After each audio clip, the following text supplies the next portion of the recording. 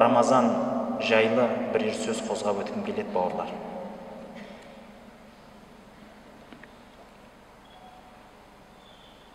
Мына алдымызда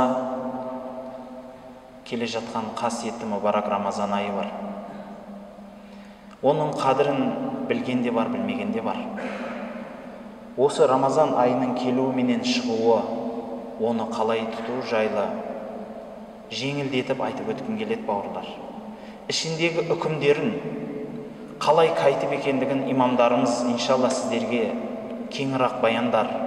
Қандай сауал болса иншалла алдағы жұма намаздарда да, басқа намаздарда да сіздерге толығымен түсіндіруге әрекет жасайтын шығар иншалла. Бірінші үлкен нүктеміз осы Рамазан бабындағы, бауырлар, Рамазанның келу уақыты. Хадис кітаптарынан және фиқ кітаптарынан анық білетініміз, Рамазан бұл Рамазан айының тууымен басталады дейді. Бұл тууды көреміз да Рамазан бастай береміз. Оған екі адам дәлел болса болды деген мағына келеді. Дегенмен бүкіл 4 мазхаб кітабын ашып көріп шығыңыз. Рамазан айын оразасын қалай тұту керек десеңіз, сол сіз тұрған елдің жамағатымен бірге тұту керек деген міндет қойылады.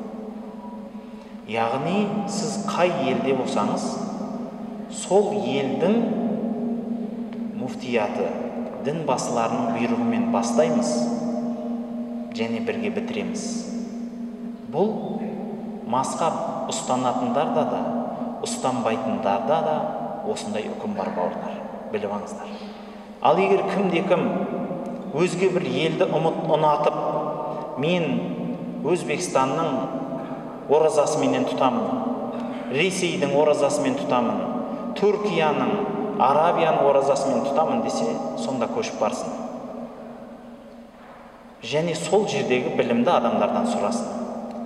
Қалай ораза тұтайын қазақ елінде деп, егер қазаққа сенбесе. Бауырлар, біз бір қауымыз, бір елміз. Қыбыламыз біреу, Құранымыз біреу, пайғамбарымыз біреу.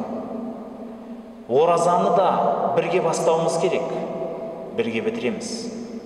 Бір күн, екі күн бастап қоятын ол тақуалық емес. Пайғамбарымыз саллаллаху алейхи ва саллям бір күнді ықтият үшін тұтқан адамды қаралаған, қате деп санаған. Мынау күн Рамазан болса тұтайын, тұта салдым ары қарай. Рамазан болмаса нәпіл бола салсын деп тұту исламда дұрыс емес. Тек қана өзінің әдетімен тұтып келатқан, мысал дейік,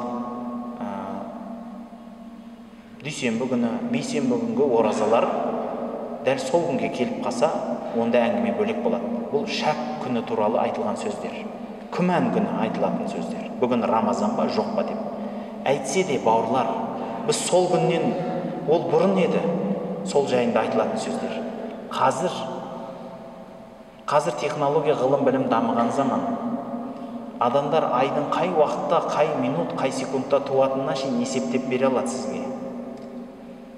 Сондықтан айтатыным, бауырлар, Рамазан айына қай күні басталатынын біздің Қазақстан дін басқармасы хабар берген, әлі де береді.